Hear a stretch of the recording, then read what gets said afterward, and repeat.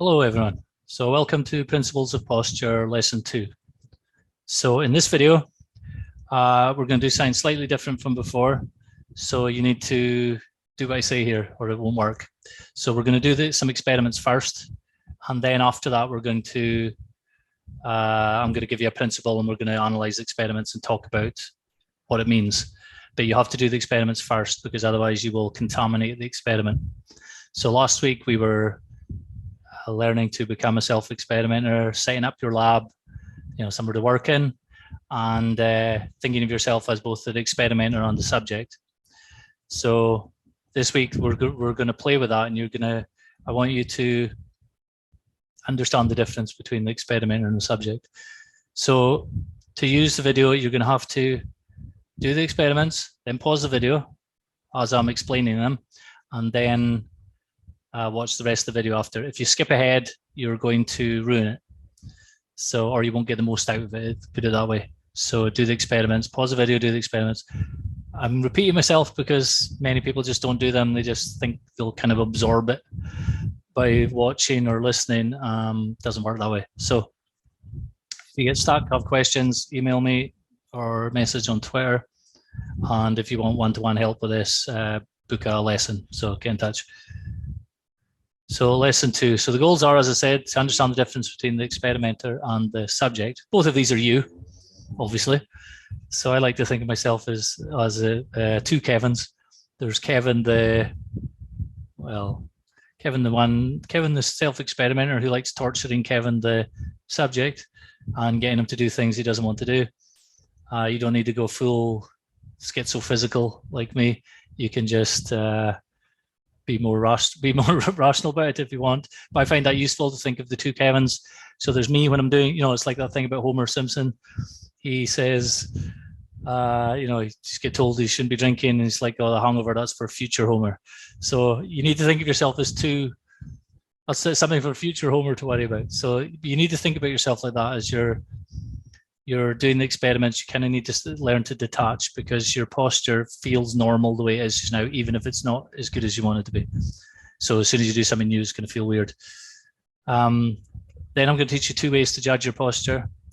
The one I recommend, the one everyone is already doing, and then explain it a bit better, and then a better way of doing it. And then we're going to do, we're going to do more movement experiments. We're going to do the experiments first. So I'll talk you through these. So there's a reason I'm not showing you these, and there's a reason why you're not getting a video to watch demonstrating these, because it'll contaminate your results. We want it just you to follow the instructions, to just give it a shot. It doesn't matter if it's perfect. It's not the point. And then we're going to watch what happens after. If you see things doing it, it will change how you do it. So we're wanting your raw habits, the way you do things currently. So if you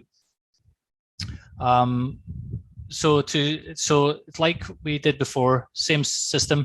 You're going to set up the camera to the side of you, and you're going to record you doing some movements. So I want you to make these videos now. I'll talk you through them and then pause the video, do them. You can do them right now, and then watch the rest of the video. So start with this first experiment. I want you to put so if you look at the picture on the top right, this is the lit up bit here where the man is trying to look sexy. This is a sternum bone, so breastplate. So there's the bone up and down between your rib cage. So right now, I want you to put so make sure the phone or whatever you're using to record this is side on to the camera and can see you side on head to toe. So I want you to sit side on to the camera, and I want you to put your palm flat on your sternum bone with your fingers at the top and your palm at the bottom. So your palm will be flat on the sternum bone. So I'm not going to demonstrate.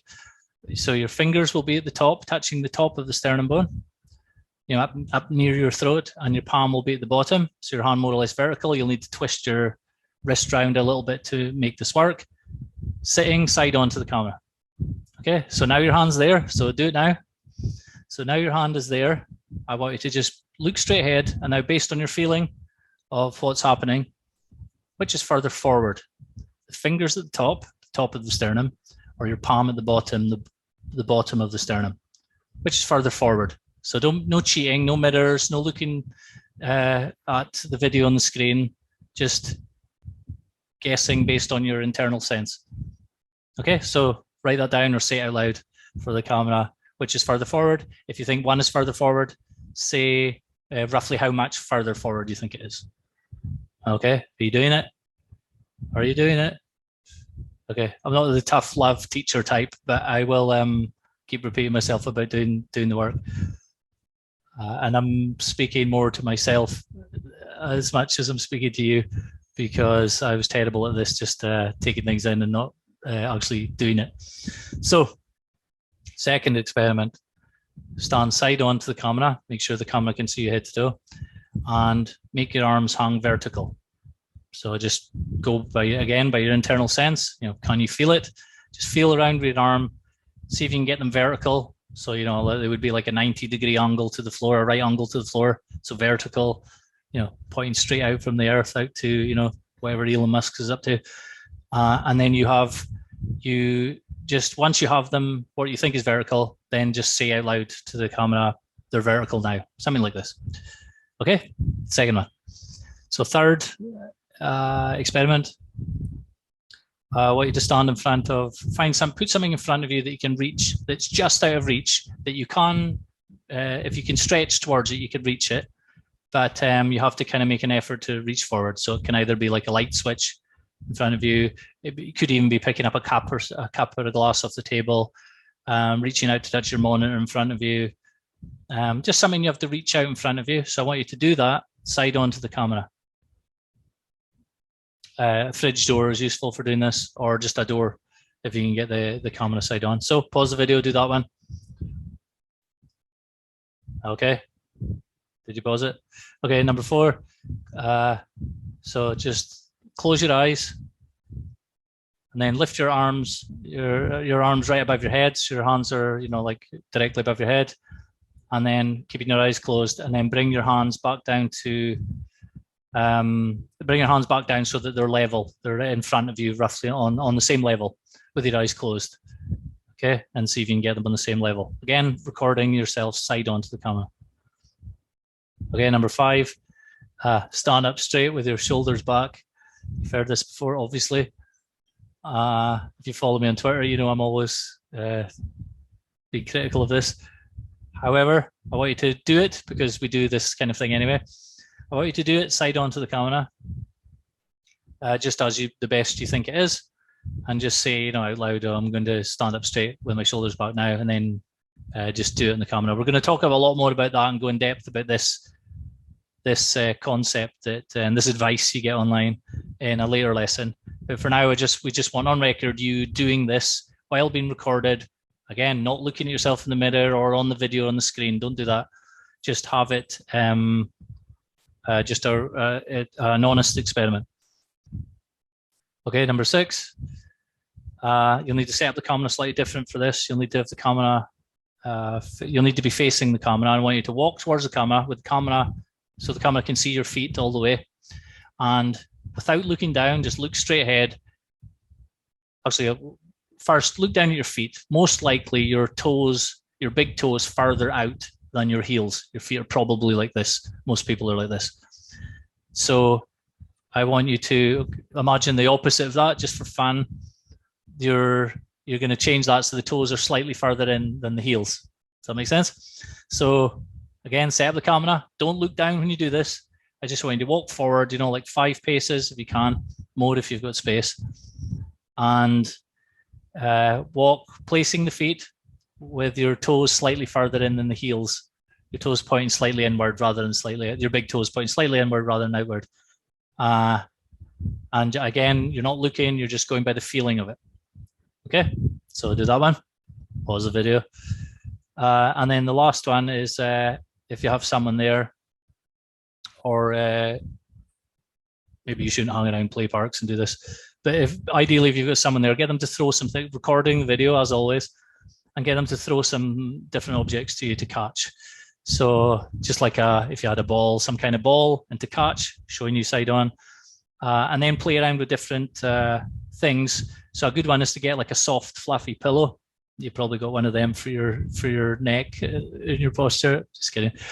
Get some on a pillow and like throw it really hard at your face so that you react to it, so that your part of you reacts to it, even though you know that it can't, rationally it can't hurt you. So the idea with people that are at the glass window, and like a ball hits the glass window, they'll still react even though it's going to hit the window. Although in some cases you probably should react. Anyway, bad example. So anyway, get someone to throw you some different things and catch it in different ways and just have yourself side on. Okay, so simple. Okay, so do these experiments. If you haven't done them all yet, stop the video and do them now. You still here? Stop the video, do the experiments. Cool, okay, so next video. Next slide, rather. So we're going to analyze what just happened. So you're going to watch your videos and answer these questions. It might be in one long video, it doesn't matter, just whatever. So when you had your palm on the sternum bone, which was further forward, the top or the bottom? So which did you feel was further forward? And which can you see on the camera is further forward? And by how much is it further forward? So if you're like most people I teach this one-to-one, I'd say about 90% of people get this wrong. Their feeling tells them one thing, and then when they see the video, because I'll take a screenshot and I'll show it to them, and they'll actually get it wrong. And sometimes they get very wrong, or they'll think they're roughly the same. So they're roughly the same, maybe on the same, like a vertical line, and then they see from the side, one of them is far further back than the other. Okay, so I'm not going to show you, I'm not going to tell you which one is further forward. I want you to analyze by looking. This is part of the process we're learning here. We're investigating whether our feeling of our movements is accurate as our sight when we see it on video. The sternum bone. So that's the first thing, which is further forward, top or the bottom. Second, by the way, and if one of them is much further forward than the other, I want you to think about this. One is much further back and one's further forward, and it was the opposite of what you thought. Think about that. Think how close this is to your kind of mind, your awareness. Right below you, and you can get it so wrong. If your feeling of this is wrong, where else is it wrong? So how are you going to change your posture during the day if you don't even know where the parts are? So that's just one problem with fixing your own posture. Anyway, that's what this course is about, giving you a solution to this. Okay, so the reaching forward. So the arms are hanging vertical. Are they actually vertical? Or is your wrist further forward? So most people's wrist, the lower part of the arm will be much further forward, even though it feels vertical when they do it. Weird, huh? So third, stretching forward. So it wasn't about whether you could reach the thing or not. It was about what you did without feeling it, without noticing it. So when you did this, what did your lower back do? Look at your lower back as you stretch. Did your lower back curve in at the same time? So that means your lower ribs at the front pushed forward. You probably had no feeling or awareness of that. You were so focused on reaching out to touch the object that you did these things that you didn't even feel or know you were doing. But now you can see them on the camera. So did you do anything else weird as you did this? So most people curve their back in. Maybe you did something else. With raising the hands above the head and taking them back down to level. So again, it's not about whether you got them level or not, but have a look. Where are they actually level when you got down with your eyes closed? Or was one slightly higher than the other? So your feeling said that they were level, but your actual reality, they really weren't. The video's saying something else. But also when you did it, did you notice that if you're looking at your side on, can you see how much you're raising your shoulders when you do this? That you lift the shoulders up in a way that they don't need to be lifted. So watch it again and see if you notice this. So again, were you feeling that? Your feeling sense of putting your arms above your head told you that you had to do this with your shoulders. You might even notice you're doing something with your lower back too. Again, did you feel that? Maybe, maybe not, but some feeling sense of you of doing this movement insisted that you had to do that at the same time. So stand up straight with your shoulders back. Look at you from the side. Pause the video as you're doing this. Pause the video of you're watching the video. Are you actually straighter or not? So, or is it a bend? Is it a large bend in, curve in in the middle of your back, like you've bent a bar, like Superman. But you know the bar's upright. So if you can see this, so if you can see yourself doing this, are you taller or shorter just now? So you're stand up straight with your shoulders back. Have you stood up more? Probably not. Are you straighter? Probably not. So when you look at your lower back, look at your abdomen at the front, your lower ribs at the front, are they poking out forward of the rest of your body when you do this? And you look at your shoulders. So if you pulled your shoulders back and down, did they go back and down, or did they go up first? And then look where your arms end up. Would this be a useful position to have your arms if you were, for example, in a fight, to have your arms so far back? Why are you making your reach less than it would be? Something to think about. We'll go into this more in other lessons. Walking with your big toes inward. So there'll be a lesson on what to do with your feet and your legs. But for this, I want you to look at the video. Where are your toes actually pointing inward? Or did you, like many people, your toes started out like this, and then what you thought was inward is actually just like this? So your feeling is saying, well, that feels really weird and so extreme, that must be them in now. Because if you're not looking, if you didn't cheat, and then you look, and then you see, and you're like, oh, I've really felt they were poking in, but they're really not. So again, your sensations, your feeling, your perception of the movement is not the same as what your feeling of the movement. I'll just call it feeling to keep it simple. You feel the movements, is saying one thing, and the video is saying something else. So catching objects. So again, you'll have been so focused on catching the object. I want you to see how much extra tension you put into things. Were you tensing up, getting ready for them to throw, especially if they're pretending to throw and then they throw? When they threw the soft object, did you kind of really tense up and react in a way that you know rationally you don't need to, because it's like a soft pillow? Anything else you noticed yourself doing? So this is all just happening by your feeling of the movements, how you feel you need to do things, mostly out of your awareness, but you're now seeing in the video. So again, you may have not felt any of this stuff. You didn't know you did any of these things, but you still did them. You'll see on camera. So the video doesn't lie in a way that your feelings might.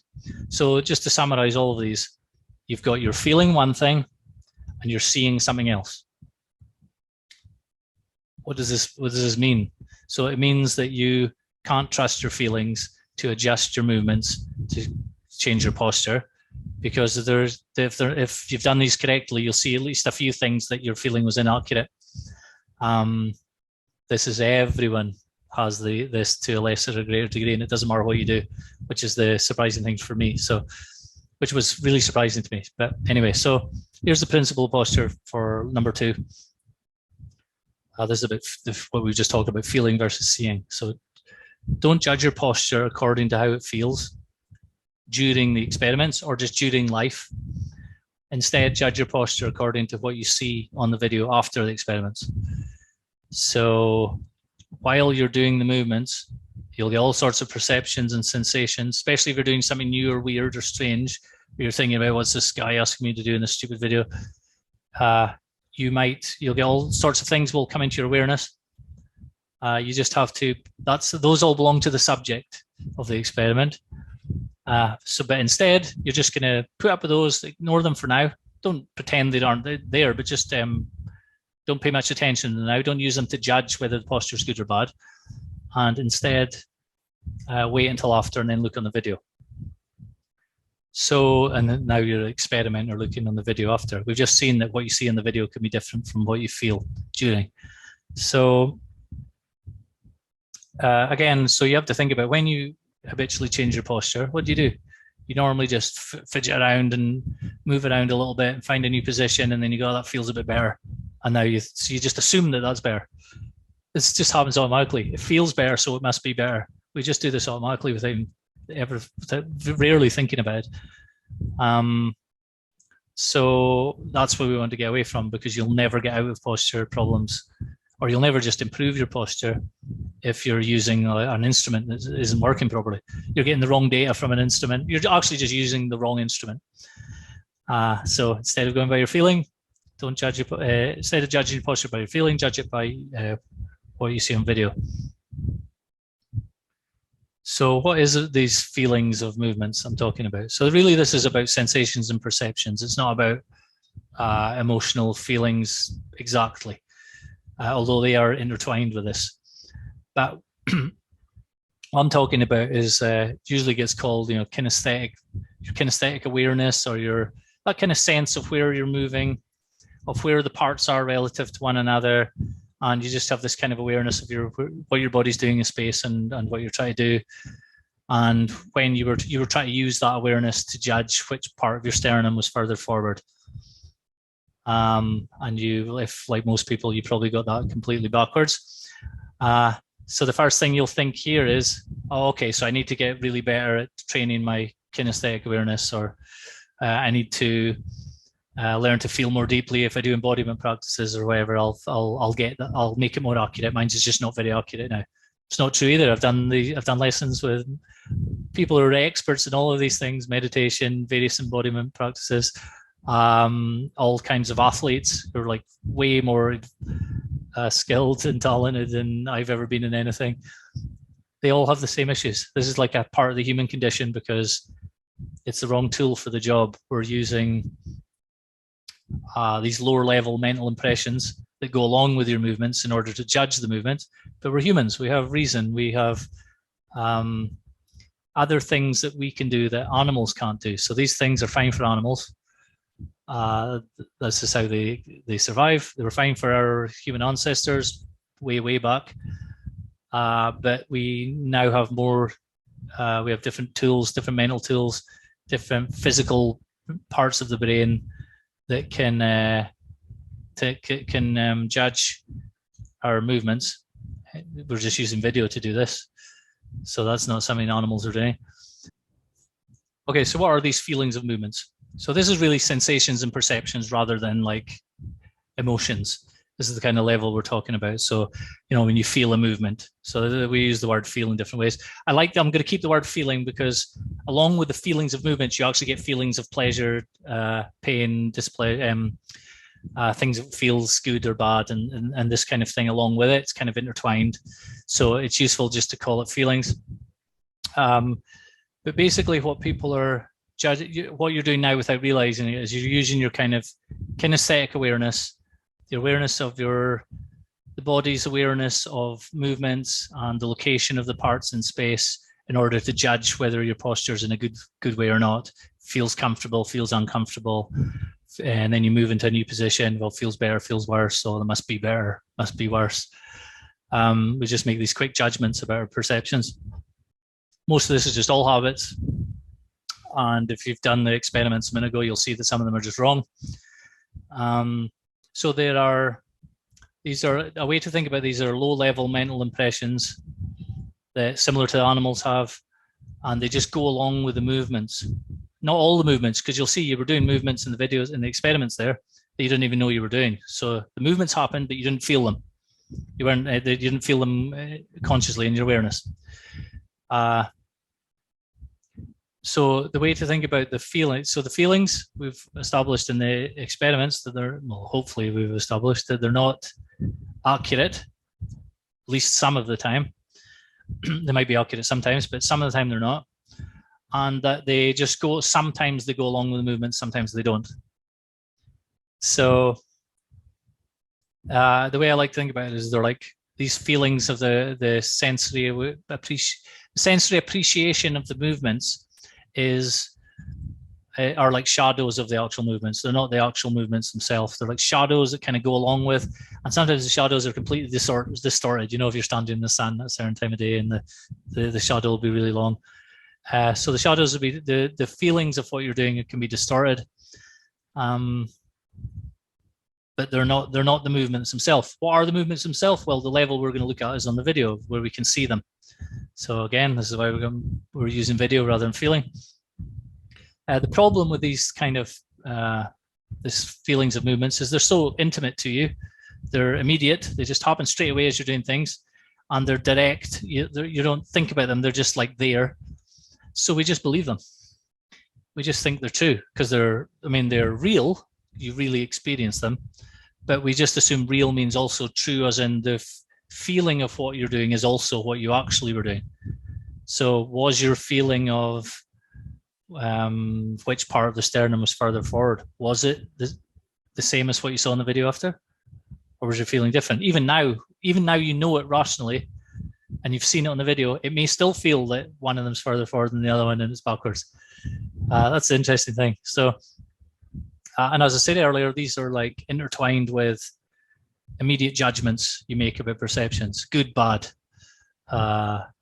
danger, you're looking for danger signals. You're if you recognize it, you don't new familiar, you're just on these kind of alerts. Your brain is just doing this automatically. So that these judgments, some of these happen automatically, but you can train them and you can change them, but you can't change them at this level of trying to feel them deeper. You just feel them deeper. This is the mistake a lot of people make with embodiment practices and things like that. They think, or different types of exercise, they think if you really focus on the movements that you'll get more accurate. It doesn't actually happen. It's very strange. It happens to a very small amount, but it does happen to a certain level, but then you just hit a wall and you can't get past it. Wrong tool for the job. So why can't we trust the feeling sense?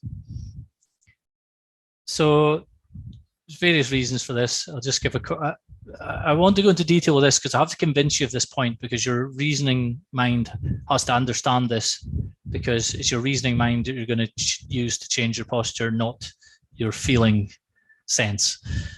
So posture is made of many, many movements, all happening together at the same time, synchronized together, mostly out of awareness, just by habit, which you've always done. So we're going to go into detail about that and break it apart and see the exact movements that you're doing and some better movements to do instead in other lessons. But for now, you just need to think, okay, so let's just say there's 12 movements happening. Let's just say, however we define them. Well, if you go by your own experience right now, you can only feel 3 or 4 different feelings of places in the body at one time, if that. So you like try and think of 3 or 4 different parts of your body all at the same time just now moving. It's hard. You just you have to jump from one to one to one. You can't really get them all at the same time, and you definitely can't get many more than that. So if you can't feel all the movements you need to change, you can't go by the feeling. So that's the first thing. And if all the movements are happening, how can you judge whether it's good or bad? Because you don't know all the movements said. You can't get a picture of them all at the same time. You can't understand relationships. So what your perceptions do is what your perceptions do is, what will come into awareness is what's new, what's different. It's like the danger signals. Your brain's an alert for new things, either for find good new things or to avoid bad new things. And your perceptions tend to tell you whether it's new or not, or tell you whether it's good or bad, in terms of the change from where it was before. So it'll suddenly say something new's happening here. What's going on? Problem. Something's happening. And rather than like an objective, oh, this is in this new position now, this is better for the plan you had in order to improve your posture. It won't do that. It'll just tell you something's just changed. It doesn't tell you whether something changed in a better way or a worse way in terms of your rational plan. It just tells you something changed. So the problem is, because it's so direct, we'll immediately act on that. Oh, something's changed, that's bad, that's wrong. Or, oh, that's good, something's changed in a good way, I like that one, let's do more of that one. Doesn't mean it's right either. So a big reason you can't trust your feelings is, has been shown in pain research. And I only recently started investigating research, looking into pain research, and I found exactly the same situation in there as I found in doing these lessons one-to-one with people, which is interesting. So I'd already came across the idea that whether things feel uncomfortable or wrong is often it's just your brain generating it. It's more or less in your mind. It doesn't have a one-to-one relationship with your things that are going on in your body. So for example, you can feel, you do a new movement and it feels wrong, feels terrible, feels weird. So you think it must be wrong. And then you watch some video and that was actually right based on what it was you're trying to do. But that's not what that's not what I felt I was doing, but I can see it's right. And in reverse, so like if you if you just do something enough times, no matter how wrong it is, it'll just begin to feel right. Even if you're in pain, it'll still feel right, coordinating your movements in that way. It just somehow feels the right way to do it, and you'll try and do more of that to get out of it rather than do something completely different because it feels wrong when you try it. So in the same way as in with pain, you can have trauma, you can have an injury that's real, and you can have not that much pain with it. You can have an injury that's real and a lot of pain with it, too much more than you actually need. Or you can have an injury that has no pain, you don't feel, and some people have, there's like health conditions people have where they don't feel injuries, it's dangerous. So you can, they don't go exactly with each other. And there's like tons of research in, like phantom limbs and stuff like this, where people are feeling things that body parts don't even exist. So there's like a big brain is creating a lot of these pain, discomfort for you. And a lot of this is based on your previous perceptions and your habits. So it's telling you, oh, this is a new thing, this is uncomfortable, avoid this. So if you want to change your posture, you're going to have to do things that make you feel uncomfortable in the moment. Some things will actually make you feel some pain because you're stretching tissues that haven't been stretched in a while. Often the pain is completely exaggerated. It's not real. Sometimes you might hurt yourself. It's not likely, but you might if you're doing a lot of other physical exercise along with it. So you have to be careful. You might injure yourself. That's more misusing yourself when you're doing, like, say, you're doing like a heavy lift or something. But the point is, you can't trust your feelings because they're not true. They're rough guides. So for changing your posture, it's important to know that it's not a case of just train your feeling sense and it'll get better and better, more accurate, and then you can just go around and you'll sense things better. This is what everyone thinks. Okay, mine's not so good just now, I can make it better. Or mine's really good, I know exactly what I'm doing, because they're good at some activity. But if you want to change your posture, you're going to have to use mental constructs like geometrical relationships, straight lines. Straight lines don't exist in reality, but we can use them in order to, like I asked you, was which part of the sternum was further forward than the other, or were they on a vertical line? So that vertical line doesn't exist in space. It's not a real thing, it's mental, but you're then using that to judge physical concrete movements, actual body parts. So you can't feel these things. If you can feel a vertical line, if you can feel like a right angle triangle, let me know, because you need help and I'll recommend a professional for you. But we're going to use them later in the course. So can't use the feeling sense for this. And we've already shown the feeling sense isn't even accurate, so I wouldn't even use it even if I could. Anyway, so the way to summarize this is your feeling sense is the trickster. Sometimes it tells the truth, sometimes it's accurate. Okay, oh, that body part is where I thought it was. Oh, that movement was what I thought I did. Sometimes it's not. Okay, so fine, the person's thinking, okay, cool, so I can work out which feeling is the right one, which one's the wrong one. Nope. Each time it's just as convincing. You're just as convinced you've done the right thing when it's blatantly wrong, and you're just as convinced you did the wrong thing and it could be right when you see it on the camera. So like many times I've saw the video and I've looked at what I've done, movement experiment, and I've thought, oh, that was fucking shite. Oh, that was rubbish on. I have to redo this one. I watch the video and go, oh, that was good. Why did I stop that and lose that? Because I was doing what I wanted. It just felt so wrong and bizarre. And the opposite is you think, oh, that was a really good one. Yeah, that's great. And you get cocky about it. And then you watch the video and it's terrible. But you just somehow your feeling told you that was a good one. So the thing to remember is this never ends. So it does let me rephrase. It gets more accurate over time. Your feelings get closer to what's actually happening, what you actually see in the video. But you really can't trust it because you never know in the moment whether this is the one that's true or not. This is quite shocking when you first realize this, because it can be frightening. It can scare you because you don't know, you think you don't know, have access to the truth now. So you do have access to truth for posture. It's called the video. So don't judge your posture by its feeling. So that's the rule of this principle. So you know this song from Reservoir Dogs, I'm hooked on a feeling, I'm high on believing. That's what happens to people. You get hooked on the feeling, and then you just believe it. And like high on believing, you really do get high on these things. So if you're doing like an embodiment practice, or you're doing something, some things are pleasurable, you get hooked on the pleasure of that feeling, and you want it more and more and more. It doesn't mean it's the right thing to do in terms of for your posture. It doesn't mean it's correct. It doesn't mean it's healthy for you. It just means you feel good in the moment. So you can think there's many things you feel good in the moment. Junk food gives you the short-term high, but then long-term it deteriorates, but you can't really see it going wrong long-term. You don't really feel the long-term, you don't feel the deterioration exactly. You just kind of notice it here and there. That you've noticed straight away, you're very clear on the feeling of the high of eating the junk food. So you have to kind of stop. It's not junk food, junk movements, to try and stop getting high in the junk movements, the way you adjust yourself and fidget to make your posture feel better.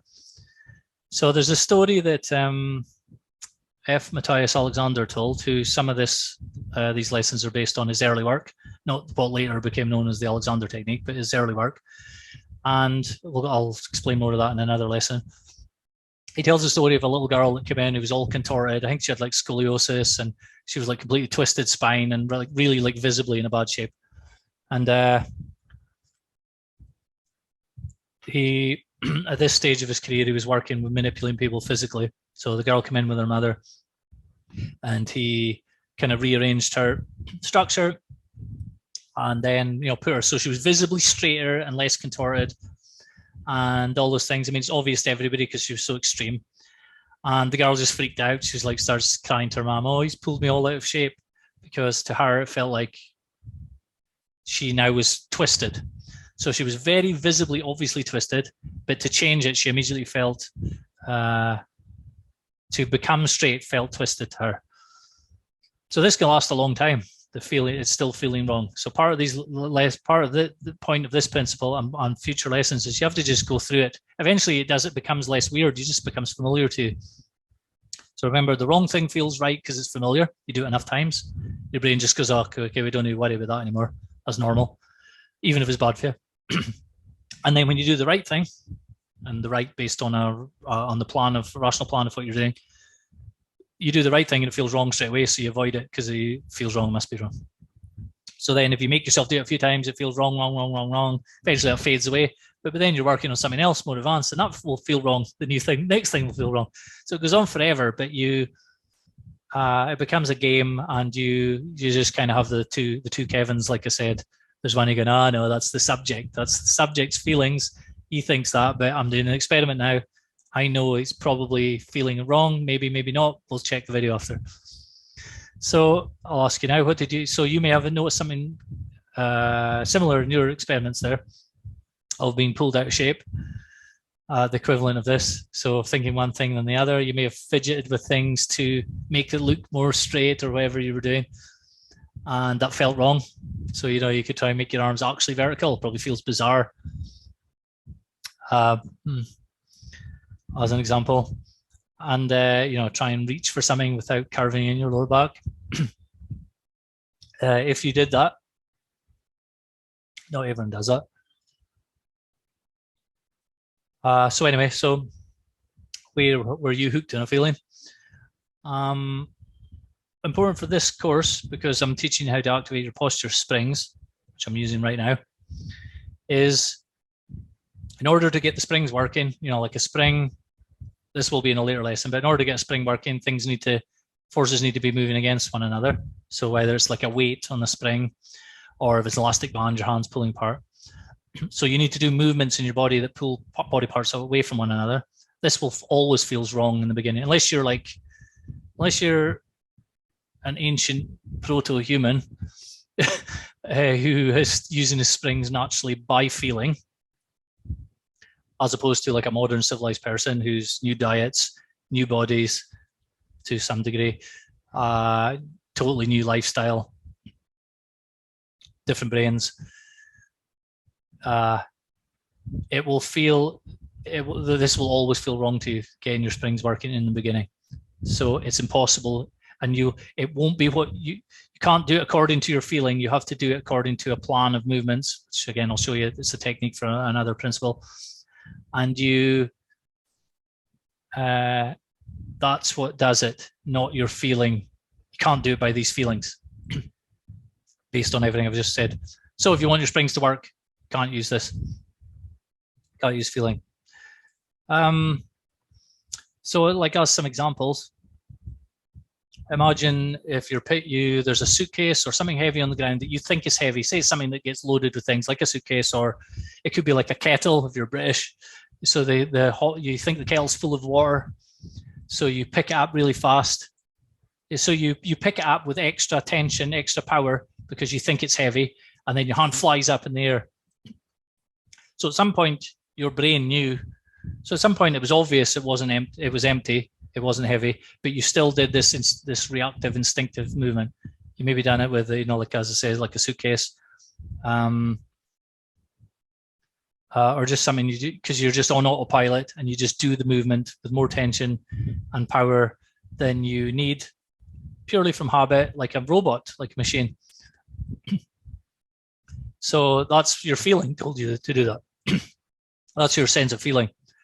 Habit. Oh, that's this certain amount heavy. That's this feeling of the movement should feel like this in order to lift an object that heavy. So don't do that. So you, I actually broke a kettle once doing this because there was a cupboard above the kettle and I pulled the kettle up so much it broke the lid on top underneath. A kettle is a hot water pot for my American friends for making your cups of tea in Britain. So learning a new skill. So think about this, you're learning a skill, you're trying something, you think you got it right, and the coach or the teacher is saying to you, no, that was wrong, you did such and such, and you're like, oh, did I didn't know I did that. So that's happening all the time with just posture movement in your normal life. The video is your teacher, is your coach now. That's you, the experimenter on the video, are your coach now. So you like just think of a time that you didn't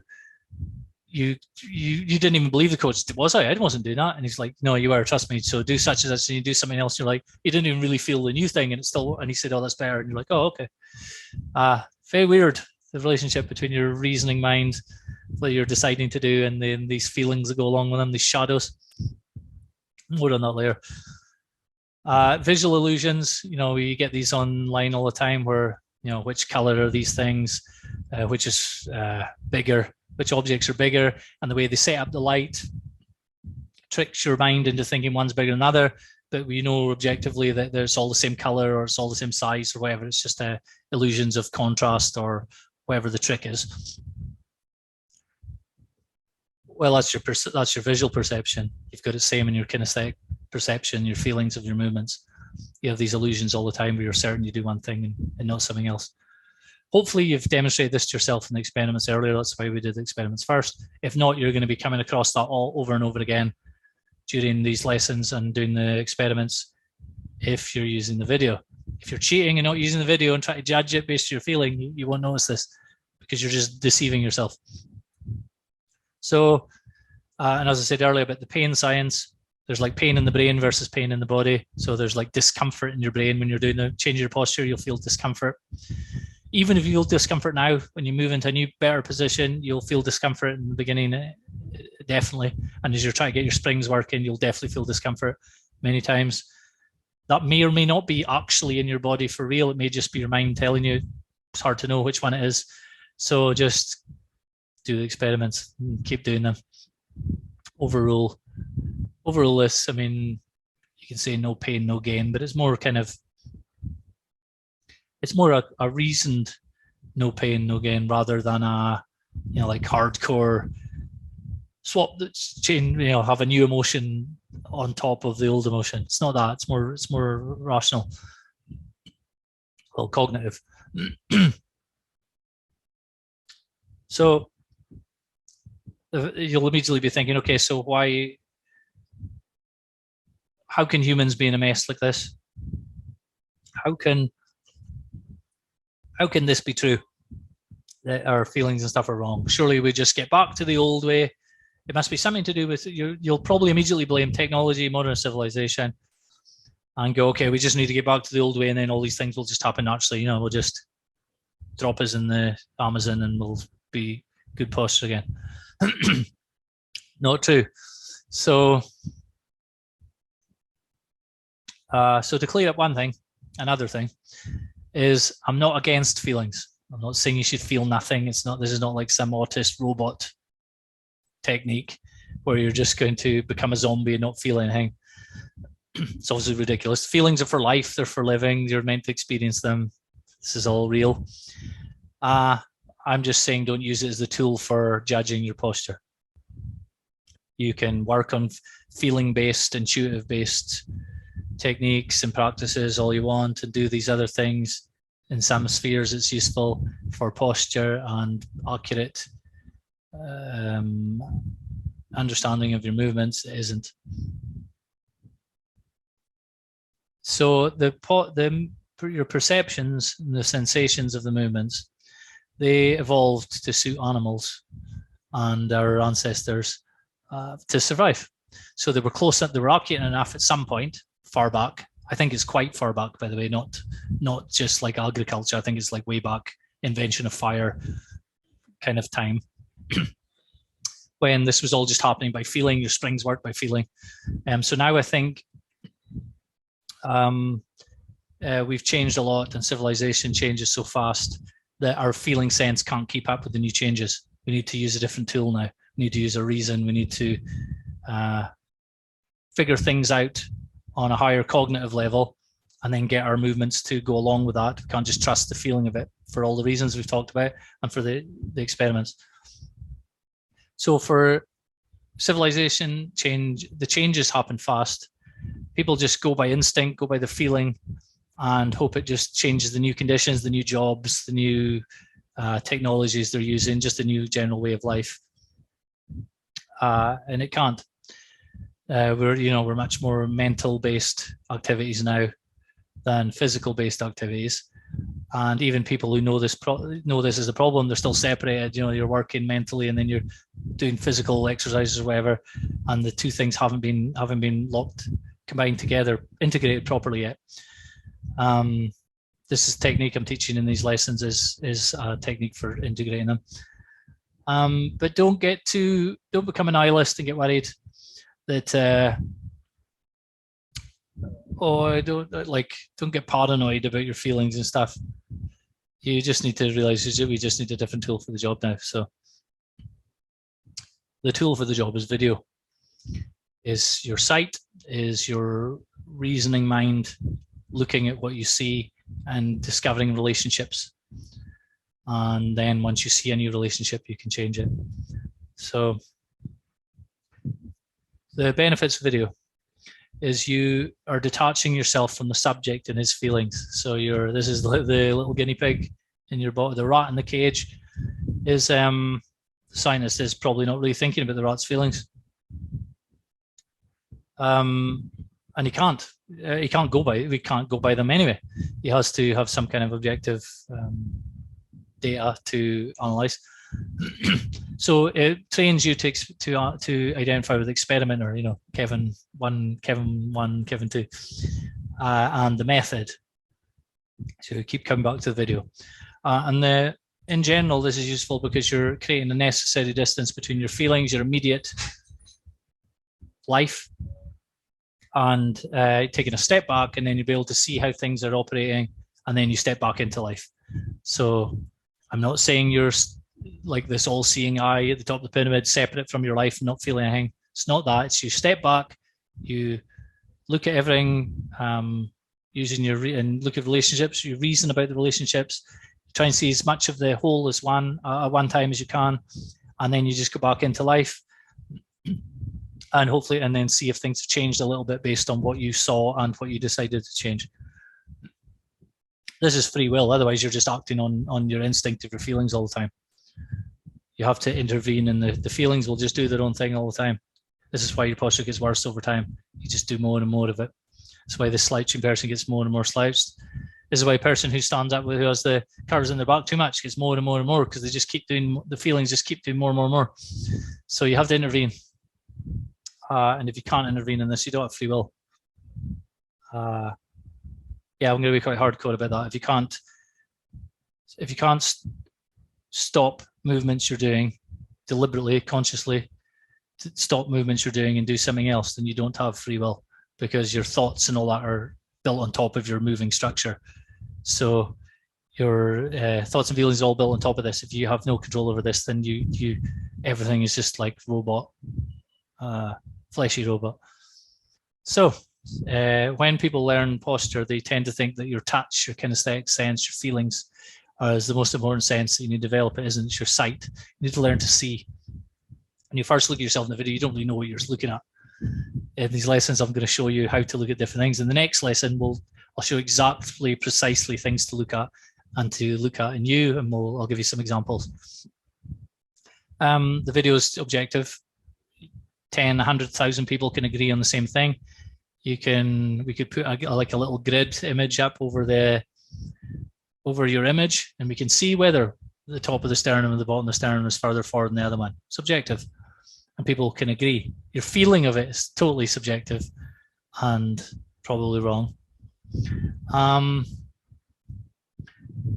Over time, by using the video and watching your movements and then planning new movements and then starting to think about yourself in this kind of objective way, more scientific way of looking at yourself, self-experimenting, is what you perceive changes. So as you start using the video, what you see changes.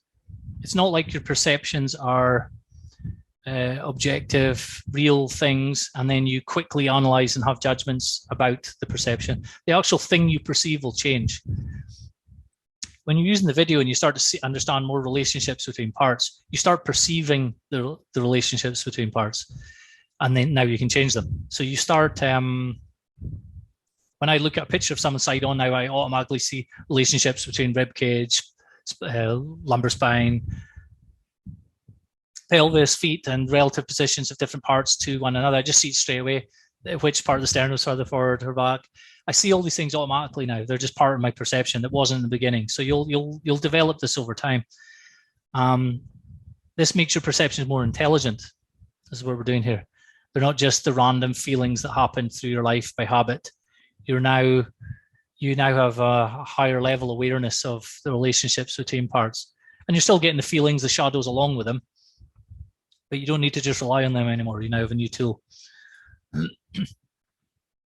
By the way, this is something that people use all the time. I mean, like golfers, professional golfers are using video all the time to analyze movements they didn't feel, and to do new movements they can't really feel either, but they're checking the video whether they did them. So we're just doing this with posture. It's not like anything new. It's just new to be applied to posture.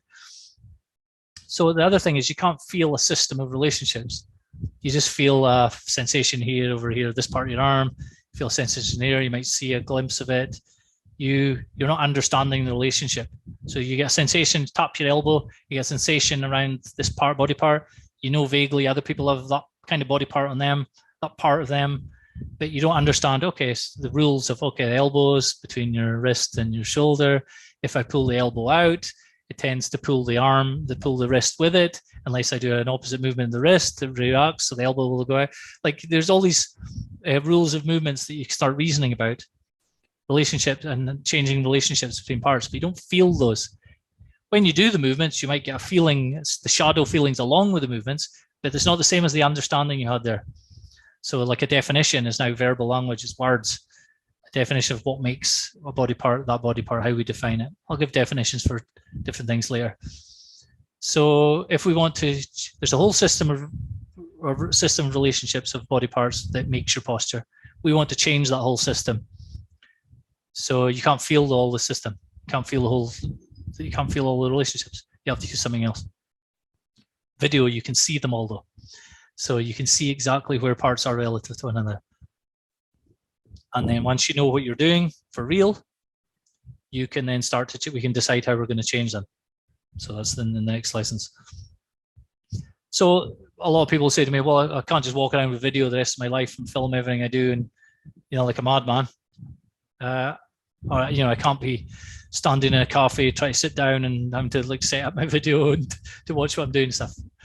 I mean, I've done weird things like that actually, but you don't need to do that, because you'll discover by watching the videos you have the same way of going wrong all the time. Everyone's posture is different, but there's similar patterns amongst everybody.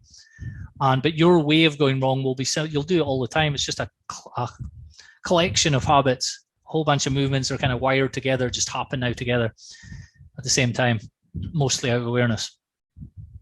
So when you see what you're usually doing wrong, you'll know you have a certain feeling when it's going to feel wrong when you change it. So now when you don't have a camera or you don't have the tools that we'll be using later, you know that it's going to feel wrong. You know what you're probably doing, even if you don't feel it, and then you can do new movements and change it.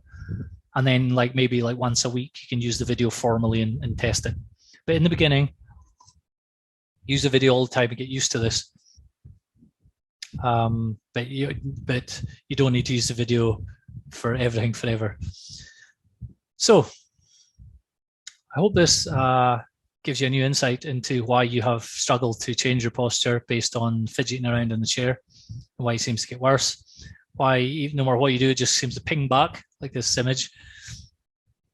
You do the opposite and it just pings back, because your feelings take over again. You're just letting the feeling level do it.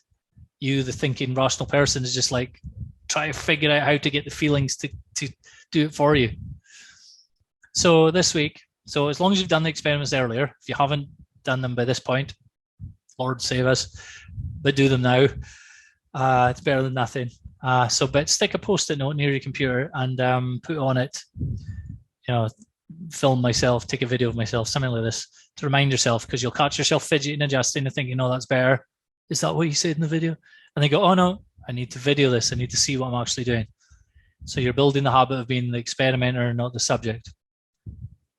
And then the next lesson will be, I'm going to go into detail of actually start analyzing some postural positions and showing you how to do it for yourself based on the videos you've made.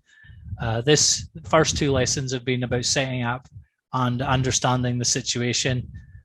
These had to be more kind of conceptual. Those are more wordy, but the next one will be more practical, and we can start changing what we see.